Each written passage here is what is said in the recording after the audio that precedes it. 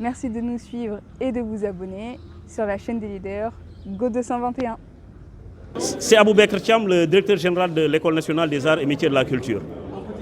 Voilà, à l'entame de cette journée de clôture du Salon national des arts visuels, nous venons de tenir une conférence qui portait justement sur les arts visuels, l'identité et la souveraineté au niveau de la création artistique.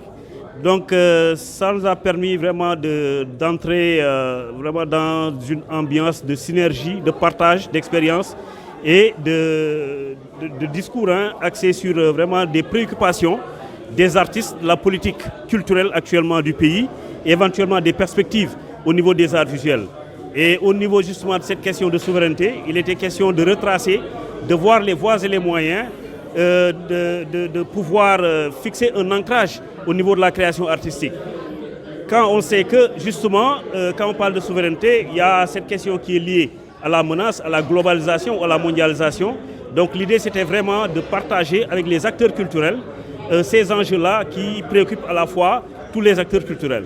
Et la souveraineté culturelle, elle se définit tout simplement par l'affirmation de l'identité de l'être humain, pour ne pas dire l'artiste, parce que nous sommes tous ancrés dans notre culture où nous avons nos valeurs, nous avons nos coutumes, nous avons nos us, nous avons nos contes, nous avons nos récits, nous avons nos histoires.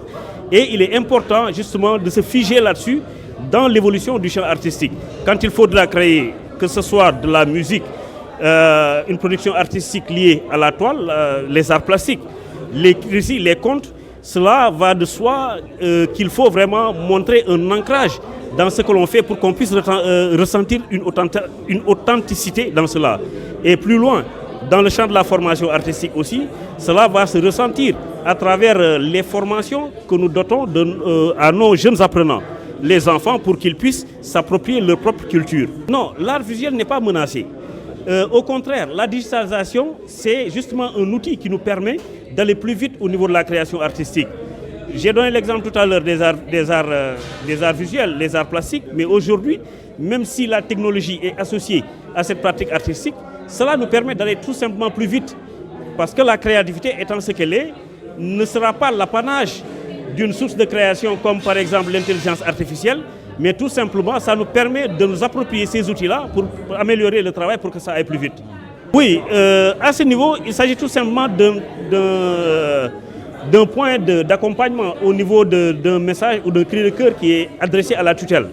Donc on sait qu'il y a un accompagnement qui est fait par l'État à travers la direction des arts, à travers le FOPICA, à travers les cultures urbaines, le Fonds des cultures urbaines. Mais ma foi, peut-être ils peuvent se dire que ce n'est pas encore suffisant. Mais certes, il y a des efforts qui ont encore été faits. Et je pense que c'est une question aussi qui est légitime, d'autant plus que cela peut contribuer à améliorer vraiment le champ d'application de l'exercice en proprement dit. Oui, pour la conservation de l'identité culturelle, c'est ce que j'ai dit à l'entame de mon propos. Il s'agit justement de mettre à profit, à contribution, dans nos axes de formation au niveau de nos apprenants, au bénéfice de nos apprenants, tout ce qui est patrimoine culturel qui nous appartient. J'ai parlé des contes, j'ai parlé des récits, j'ai parlé de nos coutumes, j'ai parlé des cultures ou de notre culture principalement. Donc cela doit être assujetti à des systèmes d'apprentissage qui seront à l'endroit de nos apprenants. Et de ce fait, ils vont se l'approprier et vont s'identifier par rapport à cette culture-là à travers une communauté mondiale.